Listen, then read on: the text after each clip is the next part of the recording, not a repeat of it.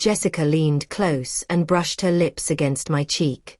"Just a little trip with the girls," she said, wearing that well-practiced smile I'd seen far too many times. I only nodded, staying silent as I watched her tug the suitcase out the door. She thought I bought her excuse, that I'd wait around like always. She was wrong. The moment the door latched shut, I let out a breath I didn't even know I'd been holding. For months I had noticed the things she tried to disguise, the late-night messages she quickly hid, the sudden attention she gave her appearance before certain dinners, the faint traces of a man's cologne that clung to her after her supposed nights out. Jessica hadn't even bothered to be careful. She assumed she didn't need to. That arrogance was her downfall. I hadn't hired anyone to dig into her life. I didn't need to. Every inconsistency, every lie, I had pieced together myself until the whole picture was clear. This wasn't a girl's weekend.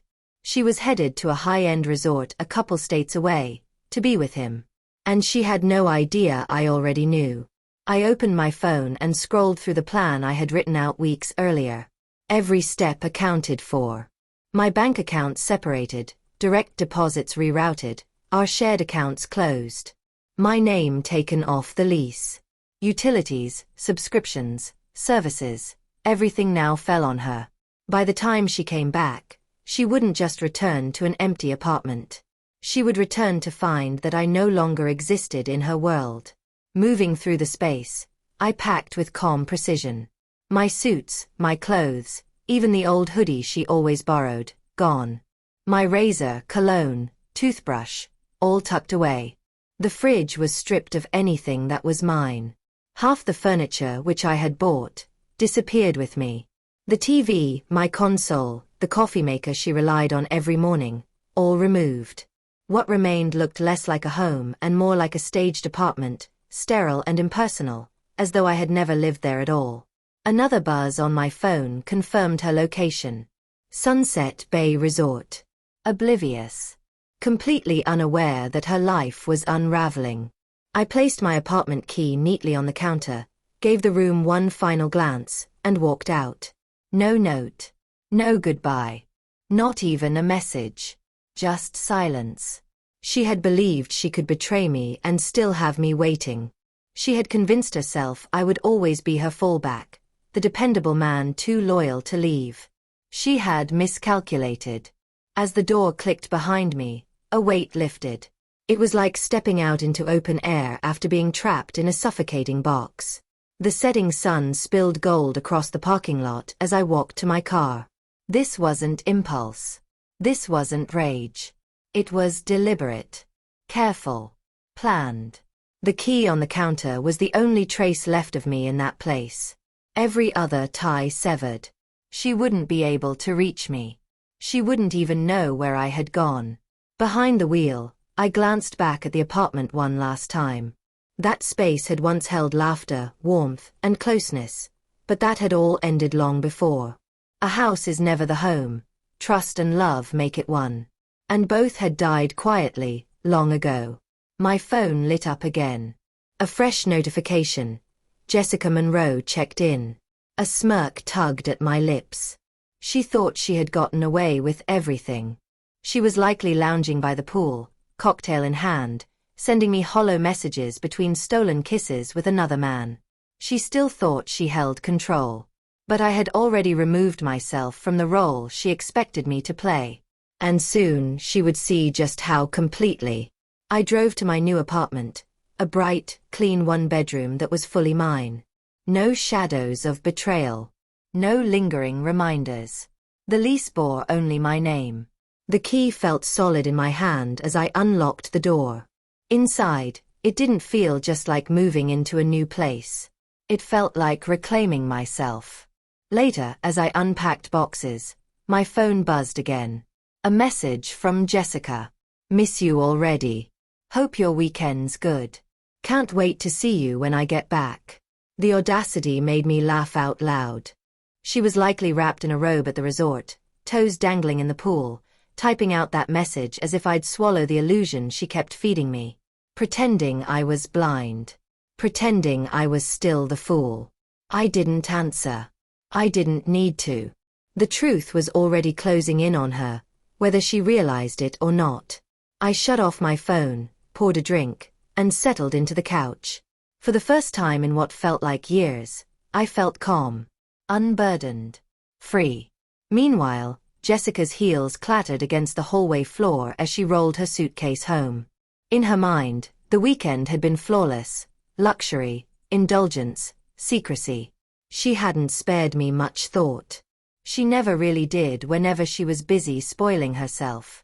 I was just the permanent fixture, the one always waiting. At the door, she pulled out her phone, already crafting a breezy excuse for her silence. But when she stepped inside, her hands faltered. The air felt different. Too still. Too empty. My scent wasn't there anymore. The walls looked stripped down, bare in a way that made her chest tighten. She dragged her suitcase inside cautiously, unease creeping up her spine. Something was wrong. Something was gone. No, everything was gone. Her eyes swept the living room. The couch sat where it always had, yet the room felt hollow. The coffee table was cleared. No notebooks. No scraps of paper. No signs of the usual clutter I left behind. The throw blanket I always kept nearby had vanished. She gave a brittle laugh, one that didn't match the knot forming in her chest, and turned toward the bedroom. "Nathan," she called out, half expecting me to emerge with one of my dry remarks. Silence answered. Heavy silence that smothered her words. Her pulse quickened as she stepped into the bedroom. That's when the reality hit like a physical blow. The closet was almost bare. My shirts, jeans, the spotless shoes I cared for, all missing. The drawers where I kept my watch and wallet, empty. Even the framed pictures of us, the ones she had dusted only days ago, were gone. Her panic flared. She stumbled into the bathroom, yanking drawers open, rifling through cabinets. Nothing. My razor, gone. My toothbrush, gone. Even the cologne she used to tease me about had disappeared. Jessica staggered back, chest heaving, phone clutched in her hand. No new texts. No missed calls. Her fingers trembled as she dialed my number. One ring. Straight to voicemail. She tried again. Same result. Dread washed over her like ice water. She bolted to the kitchen, tearing through the stack of mail, bills, junk, forms, desperate for an envelope with my name. There was none. Not a single one. It wasn't just that I had left. I had erased myself. Her knuckles whitened as she clung to the counter, needing something solid to hold on to. The apartment, once full of shared routines and small intimacies, now felt foreign. Empty. She could barely breathe. Her phone buzzed. Without thinking, she answered. Lisa's cheerful voice chimed through. "Hey. How was your trip?" "Fine," Jessica muttered, voice tight, flat. Lisa rambled on about brunch plans, a birthday coming up. Jessica barely heard a word. Her eyes darted to the stripped walls, the hollow corners. Finally, she cut in, voice cracking. "Nathan's gone." A pause. Then Lisa's voice, startled. "What do you mean gone?" Jessica's throat tightened. "I mean, he left. Took everything. Wiped himself out like he was never here. His stuff's gone. All of it." Her voice broke on the last words. On the other end, Lisa inhaled sharply. "So, he knows." Jessica's silence was answer enough. A chill settled over her. She turned in circles, staring at the emptiness as if seeing it for the first time. The quiet pressed in harder than any argument they'd ever had. He hadn't fought. He hadn't shouted. He had just vanished. Lisa's tone dropped, softer now. "This is bad." "No kidding," Jessica whispered, scrolling through old texts like a drowning woman clawing for something to hold. But there was nothing. Just a trail of absence. "Maybe he just needs some space," Lisa suggested, though her words carried little conviction. Jessica let out a hollow laugh. "No. This wasn't sudden.